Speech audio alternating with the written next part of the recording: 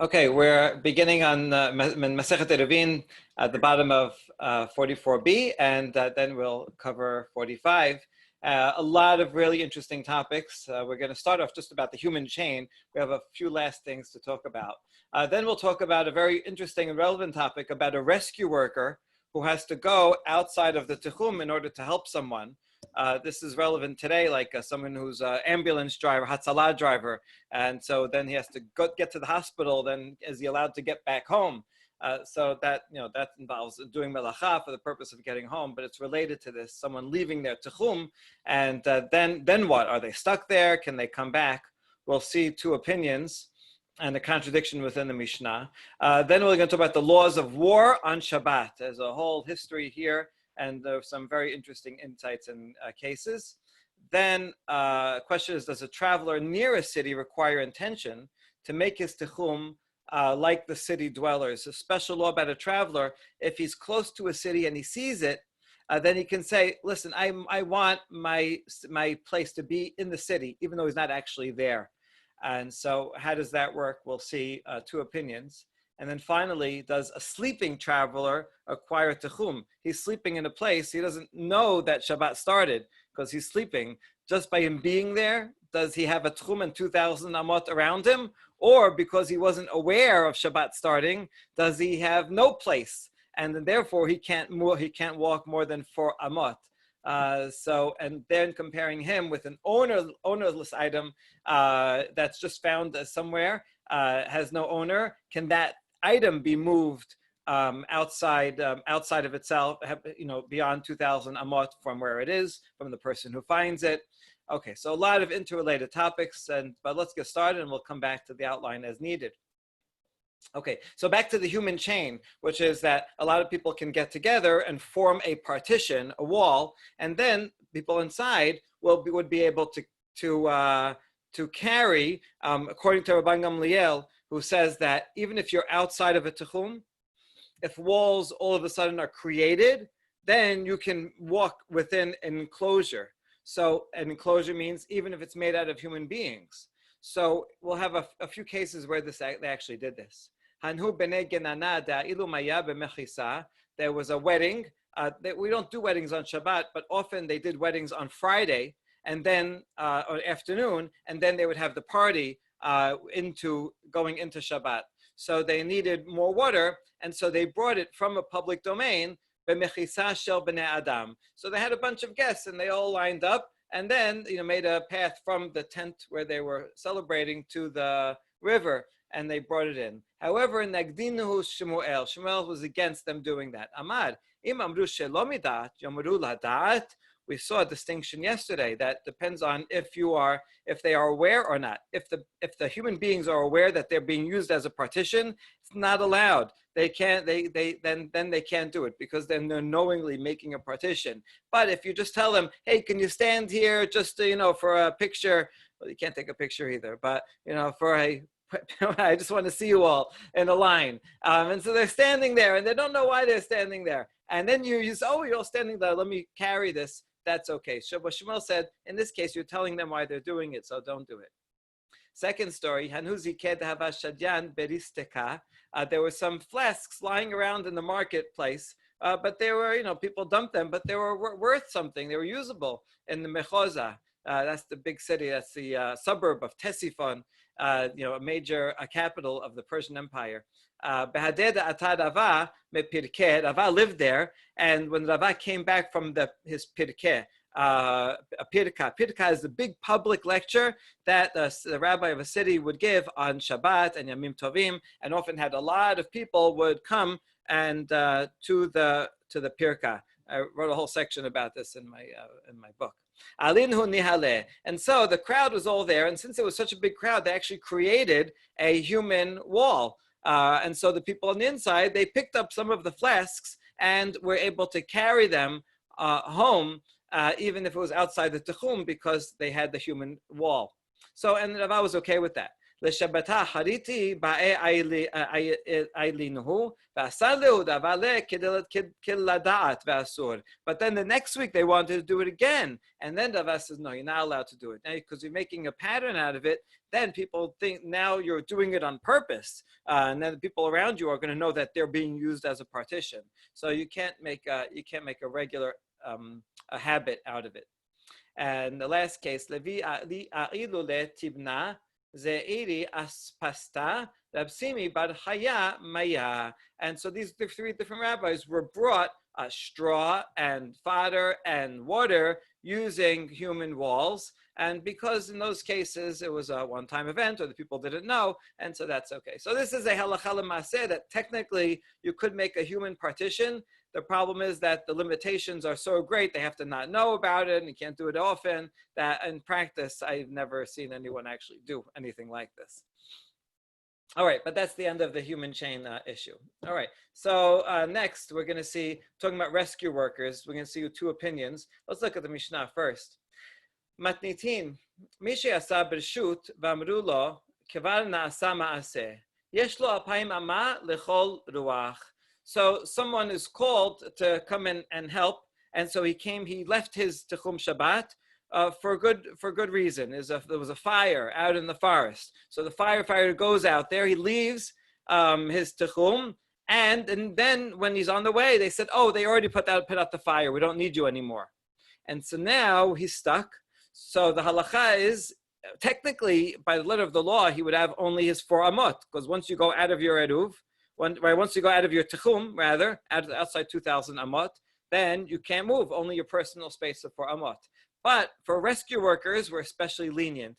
And we say he can move for 2,000 amot in any direction, which sounds like in any direction that he's from where he currently is. We give him that new space. So that's nice of him. We want to encourage rescue workers to go and do things. If he was on his way out, but didn't leave the Techum yet, then it's like he never left, and he can go back to a city and be a regular city dweller. We'll analyze what exactly this means, a machloket about it.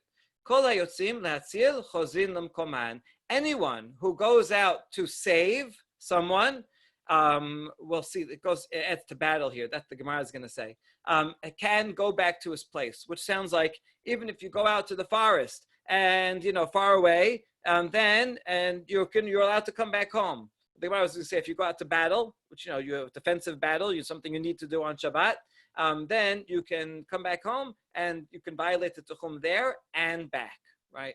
So that's the law with ambulance drivers too. They can drive a person to the hospital, and then most poskim say they can drive back home also, because otherwise, if you tell them they have to stay in the hospital the whole Shabbat, they're never going to want to drive the sick person there in the first place, and then that will lead to sakanat nefashot. Okay, so that's Rabbi, the basic law. Is that a contradiction between the Seifa and the Reisha?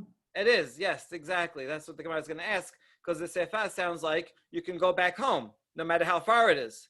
And the Reisha says they have 2,000 amot, right? So good. Yes, exactly. That's a contradiction. And so we're going to have to resolve what that means. All right. So now, what does that mean? The middle line, it's as if you never left. Two interpretations. One is Rabbah. Amar Rabbah, he's more stringent. Hachika Amar. If the firefighter is on his way out and he reached 1,500 amot outside, and then they told him, oh, the fire's out, he can go back home as if he never left. So we ask about that. Peshita, well, of course he can. He never actually left his techum, so he just went to somewhere he's allowed to go and come back, right? I mean, what's the chidush? Why do you have to tell me that he can go back home? Mahu detema ho'il ve'akad akad. Kamash Malan. I might have thought, since his intention was to go far outside the city, so he uprooted himself. And he said, this city is not my place anymore, because he's on his way to go out to the forest to put out the fire. And so therefore, even if he doesn't reach it, and he doesn't actually leave his original Techum, you might have thought he's uprooted himself, and now he's stuck. And therefore, the Mishnah has to say that no, he's not stuck, but he can go back to his place. It's lenient. We're lenient for him. That's the more stringent interpretation. Rav Simi bar Chia Amar, Hachika Amar, Im hayu techumin shenatnu lo chachamim muvla'in betoch hatichum shelo, ki'ilu lo yatsa mitechuma. He says as follows. We have a picture for this. Let's say this firefighter, right, went out to fight the fire out here, and then he finds himself stuck here. Well, if his personal new 2,000 amot comes up to this line, and it overlaps with the original 2,000 amot he had from his home, then he can walk to the edge of his, which is the yellow, and then once he's within the original 2,000, he can go further and then go home. As long as there's some overlap, like a Venn diagram, then he can cross over. The idea is you can join or subsume two techumin together. And so according to this is actually more lenient, because it means he can go even 4,000 amot, whereas according to Rabbah, only if he stayed within the 2,000 amot can he go home. So that's Rav Simi's interpretation. Okay, so אם היו תחומים של חכמים מובלעים, אם היו תחומים שענו לחכמים מובלעים בתוך התחום שלו, כאילו לא יצא מתחומו. As long as it overlaps, it's like he never left his house, he can go back. So b'may kami pageh, what's the essence of their argument?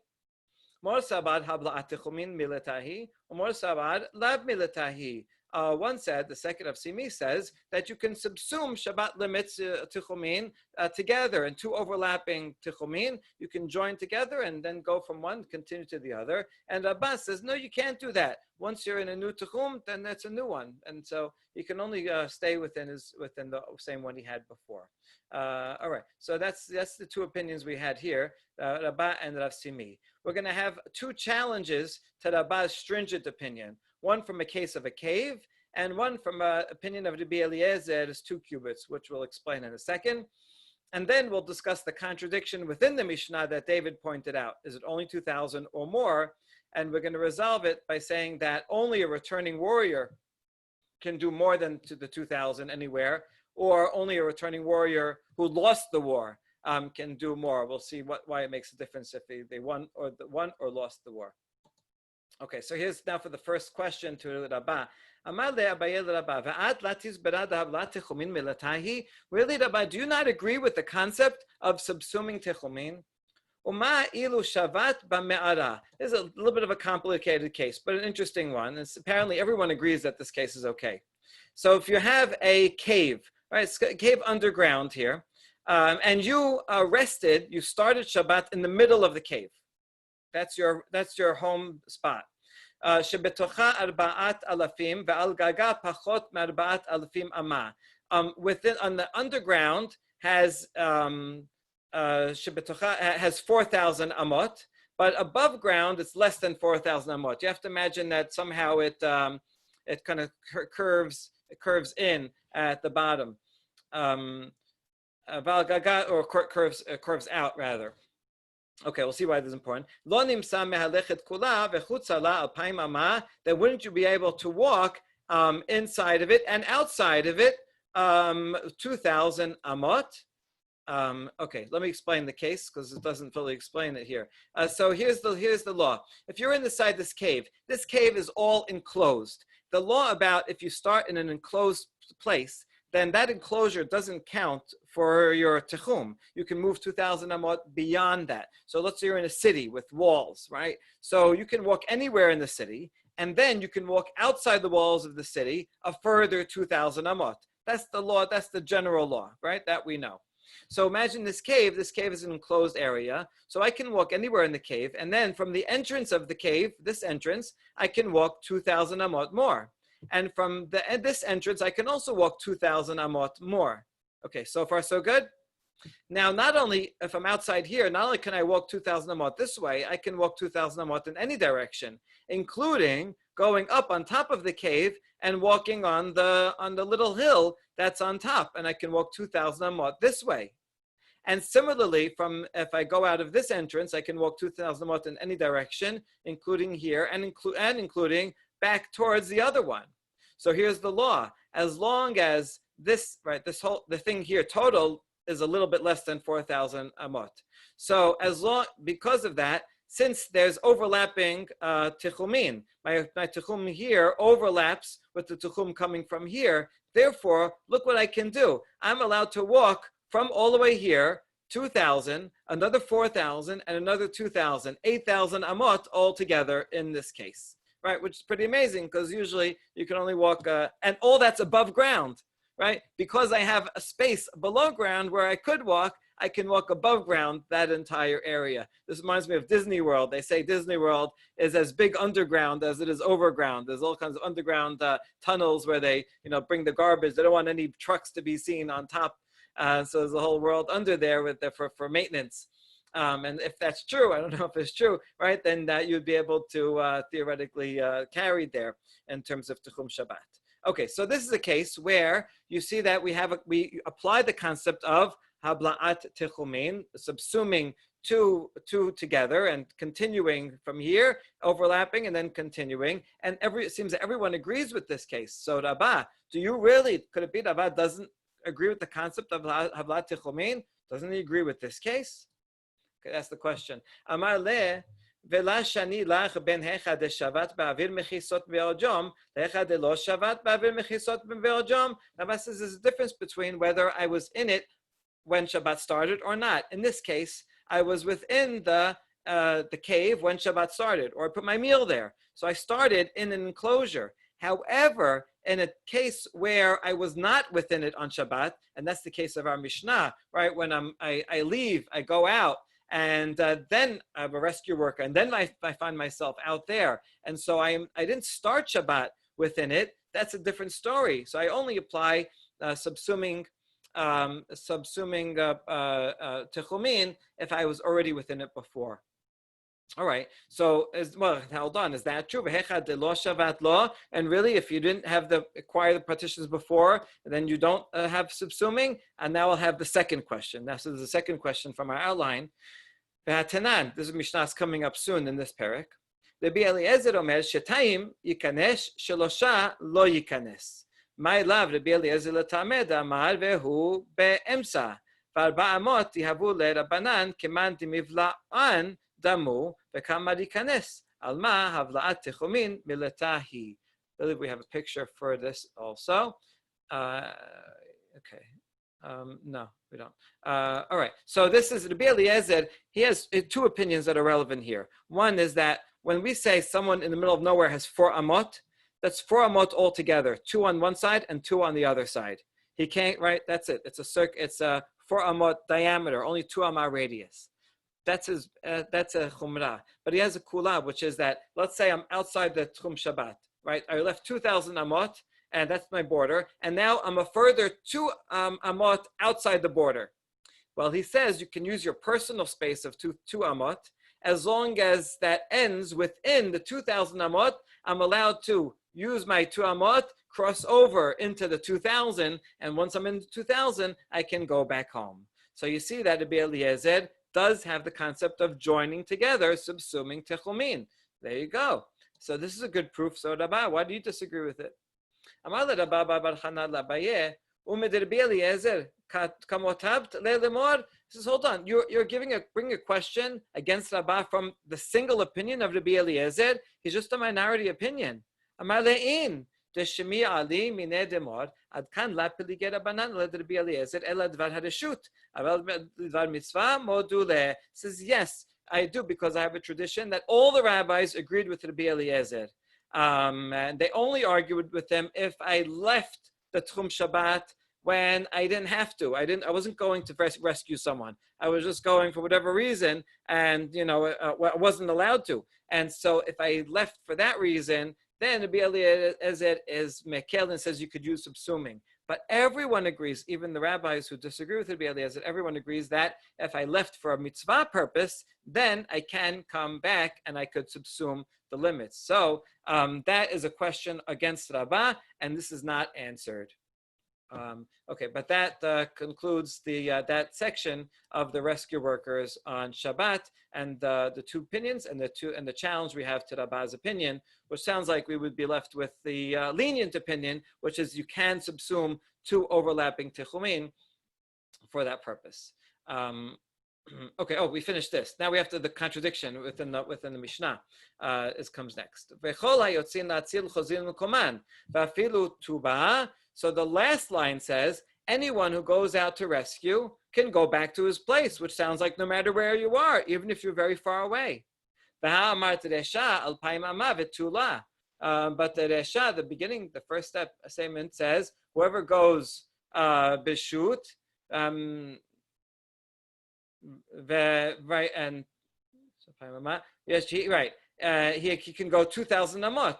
If he goes to do a mitzvah and it was already done, so he can go 2,000 amot in any direction. I was thinking of you could answer that when he went and he found the fire was already put out, then he's stuck. He only has 2,000 amot.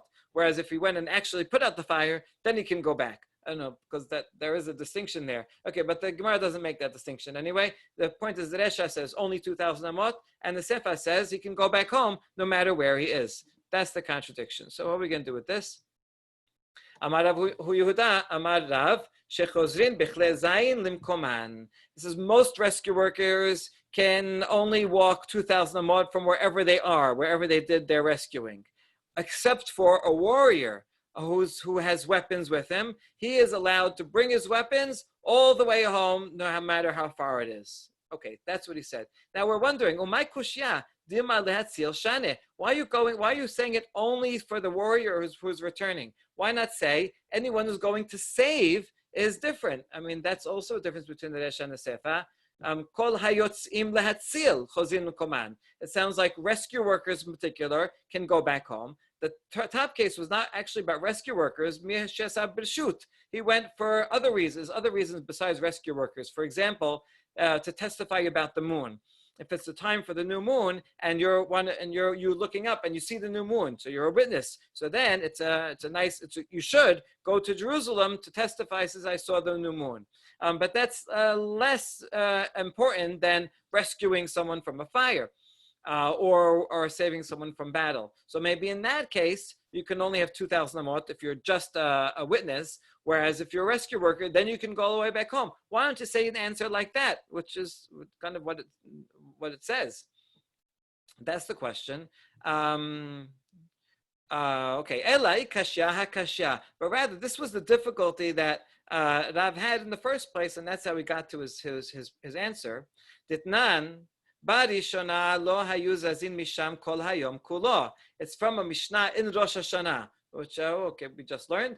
Some of us learned it before Rosh Hashanah. Hitkin Rabban Gamliel Azaken sheyesh lahen 2,000 ama lechol ruach velo elu bilvad amru ela afilu chachama haba liyaled v'haba le'asil min hagayis u'min hanahar u'min hamapolot u'min hadeleka harehen k'anshe ha'ir v'yesh lahen 2,000 ama lechol ruach. Okay, the limitation on the interpretation of our Mishnah is because of another Mishnah in Rosh Hashanah, that has talking about similar cases and says, at first, when all the witnesses used to come to Jerusalem to testify about the new moon, now they're outside their Tuchum. So the letter of the law is they can't move. They can only move 4 amot. And that was the law. However, Rabban Gamliel saw that people didn't want to come testify on Shabbat or Yom Tov, because then they'd get stuck there. So he made a takana that they can go 2,000 amot in any direction from where they get to in Jerusalem near the Sanhedrin. But they can't go back home. And then the Mishnah says not only them, but also a midwife who travels to go and help a birthing mother, or someone who is coming to rescue people from an invasion of troops, or to save someone from drowning in a river, or a collapsed building, or a fire. All these rescue workers, they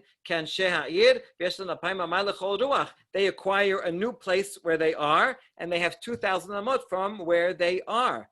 But if they live far away from home, they cannot go back home. So there you go. So this Mishnah we have to accommodate for, and therefore all these cases of rescue workers, if they're too far away, cannot go back home. They only have 2,000 amot from where they are. So vetula. So that's it. Only more, no more than 2,000 amot. But in our Mishnah, the Sefer said that whoever goes out can go back no matter how much. How do we resolve the contradiction between these two Mishnayot and within our Mishnah? The one of the things here that wasn't mentioned was coming back. Actually, did mention people rescuing from troops. So, but if they have their weapons with them, then so you don't want to leave your weapons behind. That's not a good idea. The enemy might come and take them. You need them for next time. So Kedetanya, and here's the story of why it's so important to bring your weapons all the way back home.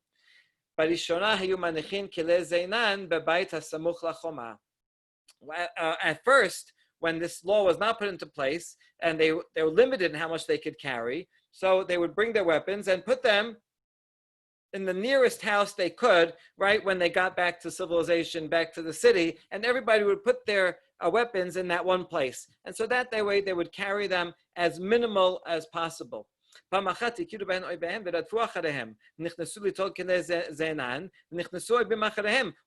did that, and the enemy saw, look, they all put their weapons in one place. They're vulnerable now.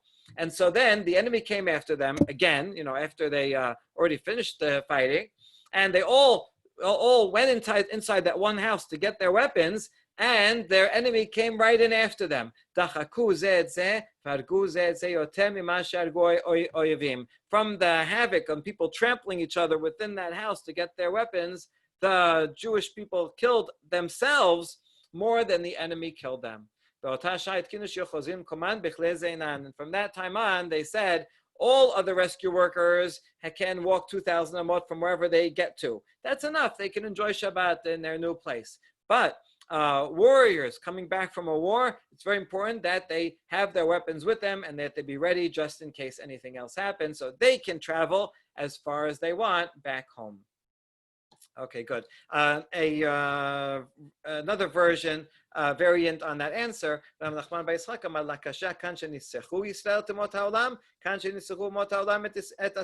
He says further, it depends on who won the war. If the Jews defeated the other nations, then there's no concern that they're not going to go. They're not going to return. So they don't have to go all the way back home. But where the Jews lost the war, then they have to be afraid that they can't just stay around without be so vulnerable. Then they need to take their weapons with them and to make sure that they are ready just in case it starts again. All right. Okay. So that resolves that case. And now we're ready to go to the next section of the laws of war on Shabbat. So we have here Amarav Yuda Amarav Nochrim Shetzaru al Ayarot Yisrael and Yosin Alehem Bechle Zainan Ben Mechalelin Alehen et HaShabbat. Isn't that quite an amazing statement that says some non-Jews came and besieged a Jewish town? We are not allowed to go and fight against them with weapons or desecrate Shabbat because of that. We have to wait till after Shabbat, and after Shabbat we can start fighting. Okay, this is really very difficult because if the non-Jews know you're not going to fight, even defend yourself, then they're always going to come and pick on you on Shabbat, like in the Yom Kippur War, where we weren't prepared because of that.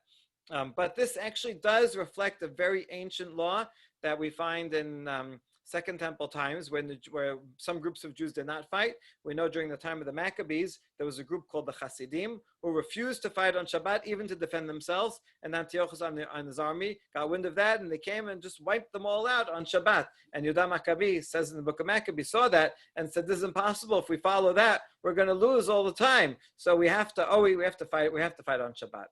All right. So this statement of Rav, this sounds very much like that ancient law that those Hasidim had, but we're gonna limit it because that the halacha would be impossible to uphold in that way. Tanyana mihachi nochrim shesaru. We have a baraita, in fact, that says the same thing as Rav, which means it is an older tradition. However, it qualifies. B'medavim omerim kishebau al iskem amon, aval ba'u al iskem nefashot, yosin alehen b'chrei zeinan. The only time, when do we say you don't fight with the enemy that's coming? Only when they're coming about monetary matters. They want to come, they're a bunch of thugs, and they want to come collect money, illegal taxes, and so on. So then you don't violate Shabbat just for that. But if they're coming to kill, then you go out and you fight no matter what, even on Shabbat. All right, so that's an important principle. Okay. And also, if it's a town that's near the border, and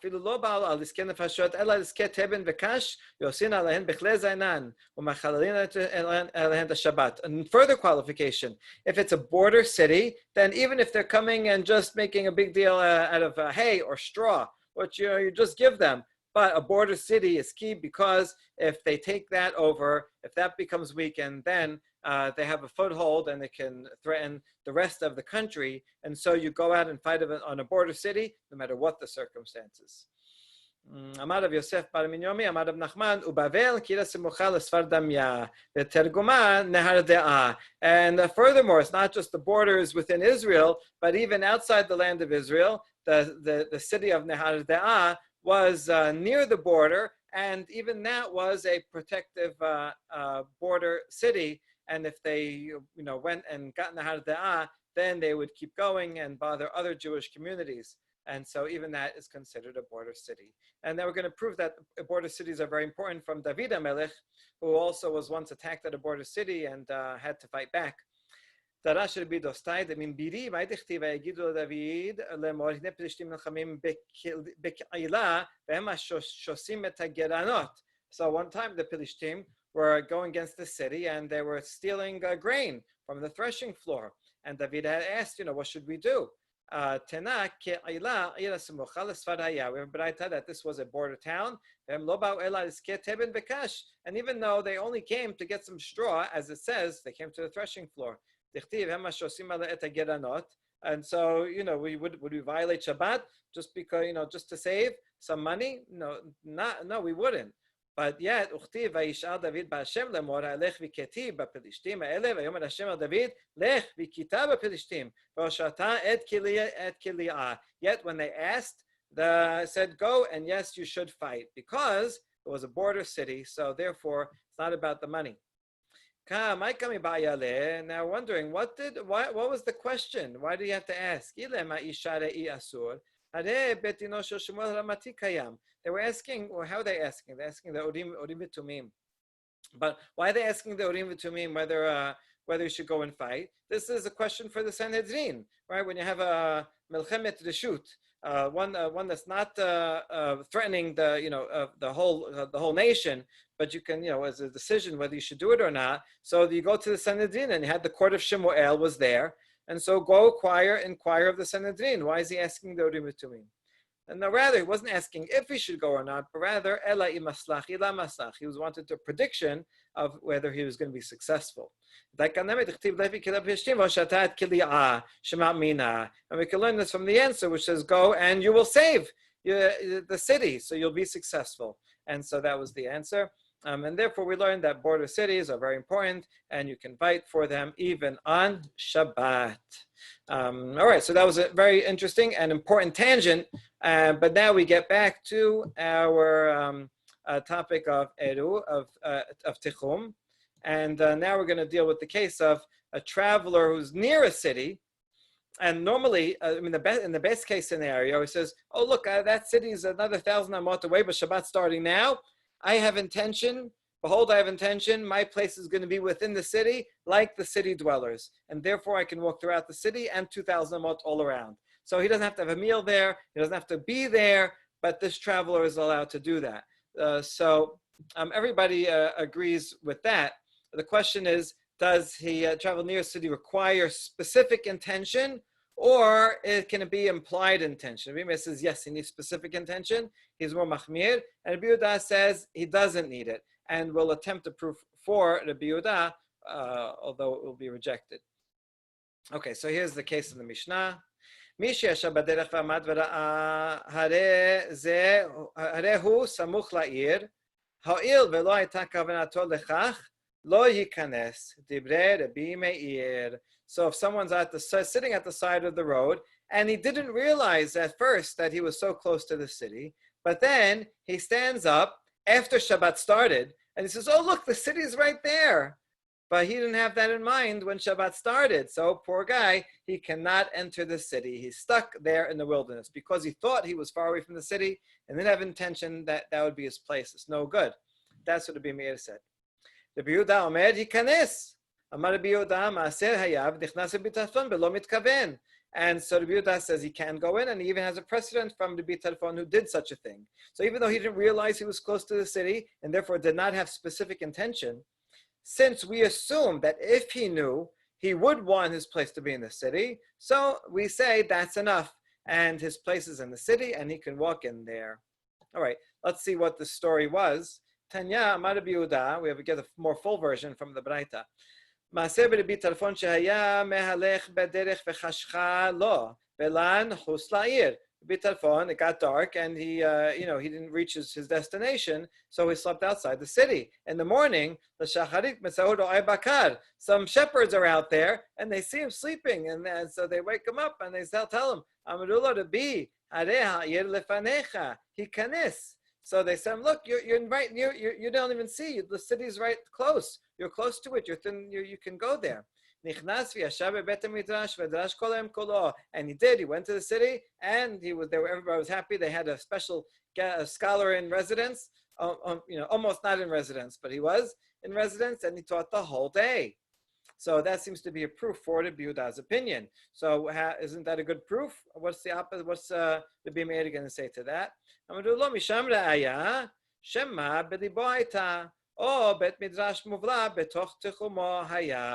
no, maybe he did have in mind that he was going to acquire residence there. I mean, we only know the story from the perspective of the shepherds, who say they found him there, but maybe he was just comfortable sleeping there, but he did have it in mind. I don't know what he was thinking. Or maybe the Bet Midrash was on the edge of the city and was within his 2,000 amot. See, someone who's outside the city can walk 2,000 amot. If part of the 2,000 amot is inside the city, he can go walk in the city up to that line. But because he didn't start in the city, he can't walk throughout the city, or his mind was not there. So maybe the Tarfon happened to be that he was allowed to, and he didn't have to rely on that kula. Okay, so it's not a conclusive story.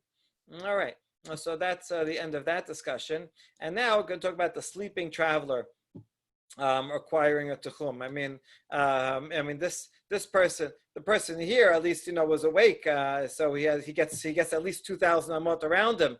But what if you're sleeping when Shabbat starts, and then you have no intention at all? So what do you do with that? Does he have any tuchum? We'll see a machloket. Rabbi Yochanan ben Nuri says yes. Right? We assume that he wants to make his place there, so he can walk 2,000 amot from the place where he's sleeping, even though he doesn't have intention. We assume it. Hachamim say no. If he's sleeping, then he acquires no place, and he can only walk 4 amot around himself, and he can't go anywhere. He's really, really stuck. So let's see that in the language of the Mishnah. Mi sheyashan b'derech v'lo yada shechashecha yesh lo 2,000 amah lechol ruach divrei Rabbi Yochanan ben Nuri. Rabbi Yochanan ben Nuri, we assume he wanted to be there even without specific awareness. He can go 2,000 amot in any direction. Hachamim omrim en lo ela 4 amot. No, only 4 amot. Now within that machloket, within the Chachamim, how do you define 4 amot? This is the Rabbi Eliezer we were referring to above. Rabbi Eliezer omer v'hu be'emsa'an. You're in the middle of the 4 amot, which means you can only walk 2 amot around yourself. That's your personal space. That's all you get. Rabbi Yehuda omer is like an El Al flight. Right?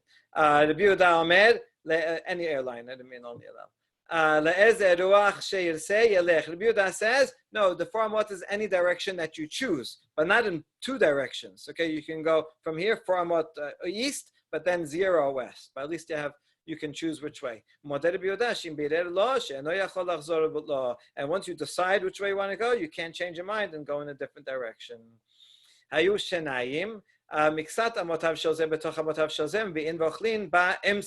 have 2 people, here we do have this picture. You have 2 people. This guy is on this edge, and he has 4 amot this way. And this guy is in this over here, and he has 4 amot this way. But they do share an overlapping Venn diagram of 1 amot in the middle. Well, if they want to get together, they want to play backgammon, they want to eat something together, they can get together in this space and share. But this guy can't give something to him. This guy can't pass it all the way over there. You have to put it here, and the other guy then can take it out. So that's the overlapping case. So it's here. right, so מביאים אוכלים באמצע, ובלבד שלא יוציא זה מתוך שלו לתוך זה של חברו. As one person doesn't carry anything from his area into that of his fellow, right? So just because they're overlapping doesn't make them continuous. They're overlapping, but they're separate. One can only use his, and the other one can use only his area. היו שלושה, let's say you had three. האמצעי מובלע ביניהן, הוא מותר מהן, הם מותרים עמו, שניים החיצונים אסורים זה עם זה. So that's this picture. You have three people, right? So this one's overlapping with the middle, and he's overlapping with the middle, but the left and right are not overlapping with each other. So in that case, these two guys could sit and eat a meal together here. These two guys can sit and eat a meal together here, but the extreme guys cannot get together. They cannot. They wouldn't be able to pass anything to each other or to be together.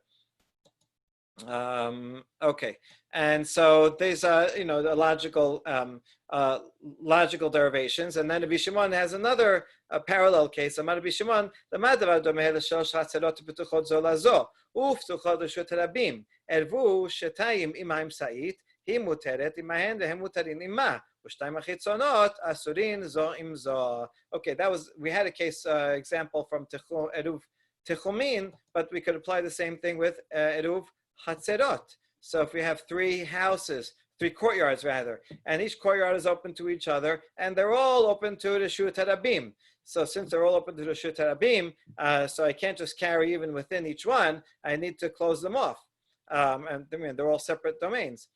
So I need to make an eruv to join them together. So let's say these two people make an eruv, and these two people make an eruv.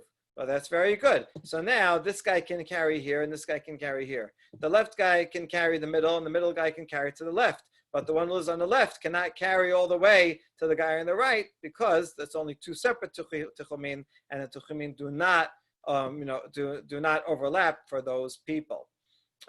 Okay, so that's just a logical application of that same principle. All right, so now we ask a question on this. Rava. Let's just look at the outline a second. Yeah, we have now we have a question about this. And we have those two opinions about a sleeping person. The question is, does this apply to ownerless items? All right, little intro. In general, items also have laws that are like techum. So if I have a sidur, okay, this is my sidur. My sidur can only travel on Shabbat the same area where I can. So even if I have my 2,000 amot, even if I give you the sidur, you cannot take it out of my techum Shabbat because it has to rest with me wherever I started because I own it. So that's a general. If the sidur was in the city when Shabbat started, and then I can come into the city because I'm parallel, I can take it to wherever the city's techum is, but not outside the city's techum, even if my techum is way outside the city. So items follow their master, their owner, or wherever they were. But what if it's an ownerless item? Okay, it's just a bottle in the street, and no one owns it. So then how far can it be carried? Does it acquire its place? Is it like a sleeping person? A sleeping person is not, has no da'at, yet acquires its place according to the Yochanan ben Nuri. How about a bottle left in the middle of the street? Does it also acquire and it can go 2,000 amot from where it is? Or does it not acquire its place? And if so, then anyone who finds it becomes his, he takes it, and now it takes on the techum of the finder. Which means if the finder started off 2,000 to the right, and at the edge of his techum find this bottle, he can take it back to his middle, and then even further back the other way. That's the basic question we're answering, which is okay. What about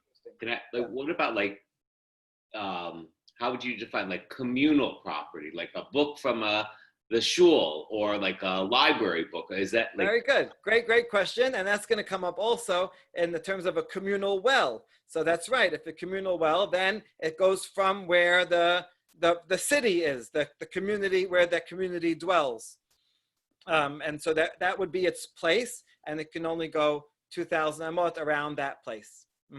Perfect. So that it does have ownership. It's just collective ownership. So it goes by the collective. Very, very, very good. Okay. That's our question. My kasabar Rabbi Yochanan ben Nuri. Misbar kasabar chefse hefker konin shebita. So does he think, Rabbi Yochanan ben Nuri, who thinks that sleeping person does acquire his place, does he think owners items also acquire their place? And really, he should have mentioned that in his halacha, that even items, if an ownerless item acquires its place, all the more so a person, even if he's sleeping, has some brain activity potentially. And the fact that he mentioned it, that they argued about a case of a sleeping person, that was to show you the power, the extent of Rabbanan who disagree, that say not only an ownerless item, even a person sleeping does not acquire his place according to Rabbanan. Because you could say potentially if he was awake, he would acquire his place. So maybe you would say even sleeping, he subconsciously, implicitly acquires a place. Kamash melan lakana landela. Therefore, they chose a case of a sleeping person to show the extent of the rabbi's prohibition, right? But really, Rabbi Yochanan ben Nuri would agree that even items, acquire their place. That's one side of the question. Or maybe items have no mind, and therefore an item cannot acquire its place. And so what's the difference between a lifeless item and a person sleeping? Well, the person sleeping has potential. If he was awake, he could have understanding. And so now we imply that he would want to be there just by sleeping there. But ownerless items do not acquire a place. And so whoever finders make it goes by the new owner, whatever their techum is. That's the question. All right, let's try to answer it. Amar Rav Yosef, Tashema, Geshamim sheyardu me'erev Yom Tov. We're going to answer it from rain. If rain falls before Yom Tov, yesh lahem alpaim amah lechol ruach. Wherever they land, they acquire that spot where they land. And so now if someone wants to come and take a drink of water, let's say they land in a puddle. And so I come and bring my cup and I scoop up some of that water. I can drink it. I can carry it only 2,000 amot from where it landed. So you see that the water, ownerless lifeless item, acquires its spot, right? And if I came from further away, I can't take it all the way back to where I came from. So that's a proof that that it does. Well, we have to assign this to Rabbi Yochanan ben Nuri, which we'll try to do. But this is the key line. Now, but we mentioned other cases interesting. Yom Tov, hare ken hen kedagle kol adam. If it falls on Yom Tov itself, then it requires the place of the residence. In other words, whoever picks it up can carry it wherever that person wants. Why? Because we know Techum Shabbat applies at the beginning of your Shabbat or the beginning of Yom Tov. Right. So if it fell before Shabbat, then at the beginning of before Yom Tov, at the beginning of Yom Tov, that's when it acquires a spot. But if it falls on Yom Tov, then it has no time. It can't acquire its spot on Yom Tov itself, and therefore it has no home, and whoever finds it can becomes his property and follows that individual person's tichum. Okay, so that's the braita. Now let's prove the authorship. If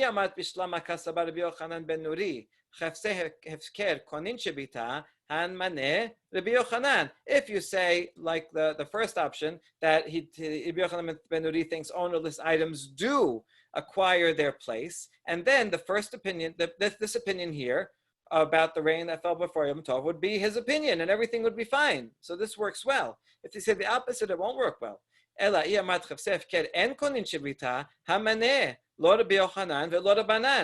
you think that ownerless items do not acquire their place, then who could possibly be the author? because if you say Rabbi Yochanan thinks they don't acquire, then it wouldn't be them. It can't be Rabbanan because he thinks that even sleeping people do not acquire their place. So all the more so a lifeless item. And so then no one could be the author. So therefore, it must be Rabbi Yochanan ben Nuri. And there you go. We have an answer. He does agree to that. All right. So that's the proof. Now we're going to question it. Later on, the next generation, Abaye was repeating this proof. So as he's repeating it, his colleague Daf Safra says, hold on, is that really an absolute proof? Maybe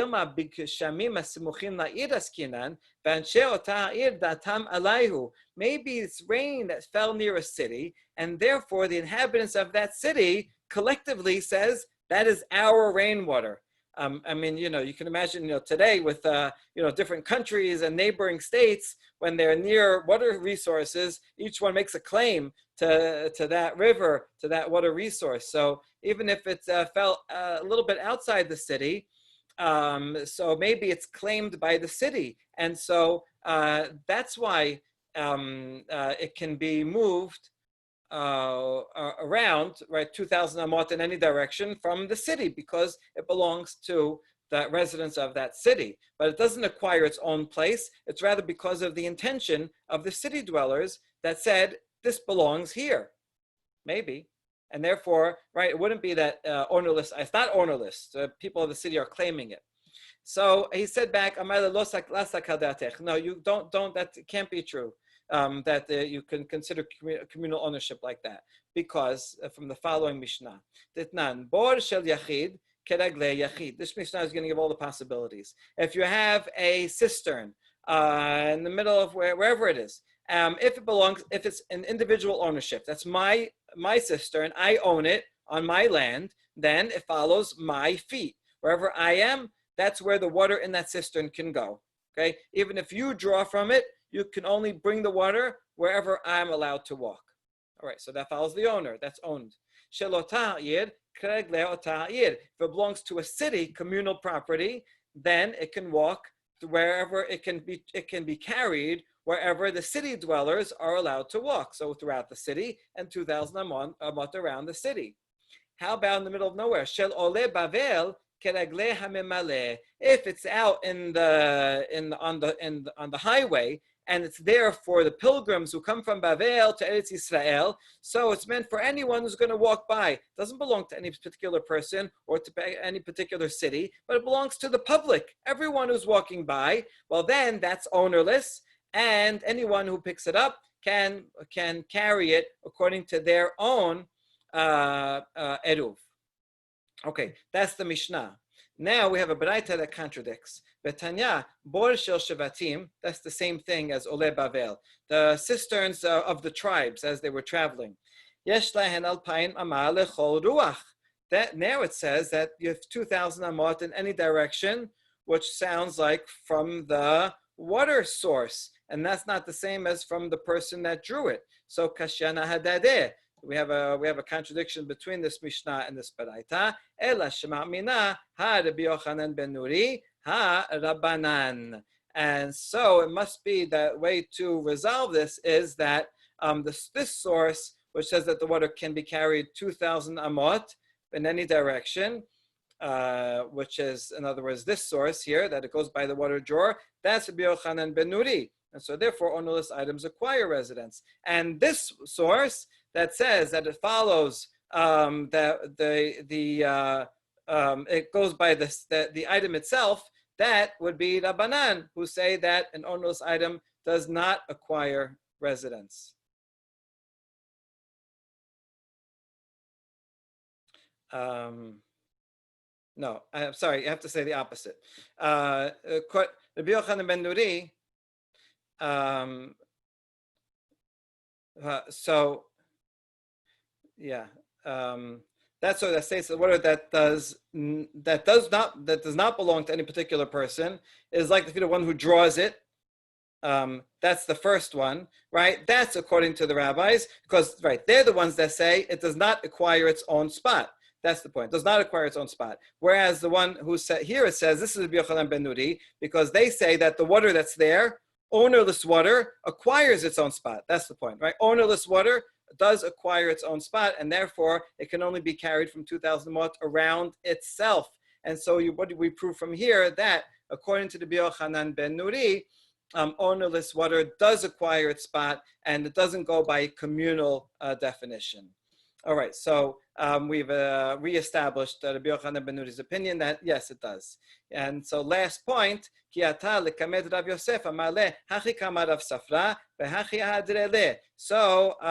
they came before Rav Yosef and they repeated this whole thing, and he said, see, this is this whole thing before Rav Safra. So they repeated this all to Rav Yosef, and he says, wait, you could have had a simpler proof from that Baraita itself. How so? In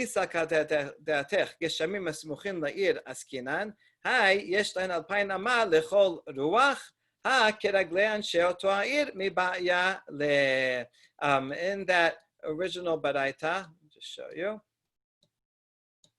where it says that if they fell from before Yom Tov, they have alpaim ama lechol ruach. That means alpaim lechol ruach means from the place it landed. If you think that it only acquires a place because of the city dwellers, then the language should have said it can go 2,000 amot around the city, right? Not around itself, wherever the water landed. And so actually the language itself here makes clear that it acquires this place not because the city dwellers consider it communal property, but rather because it's ownerless, and ownerless property does acquire its place. And this has to be the opinion of Rabbi Yochanan ben Nuri, because Rabbanan don't even think a sleeping person can acquire its spot, and certainly not an ownerless item. And so finally, we've proved that from the rain, and that's the end of the discussion. A little bit more continuation of this tomorrow. Baruch Adonai L'olam, amen v'amen.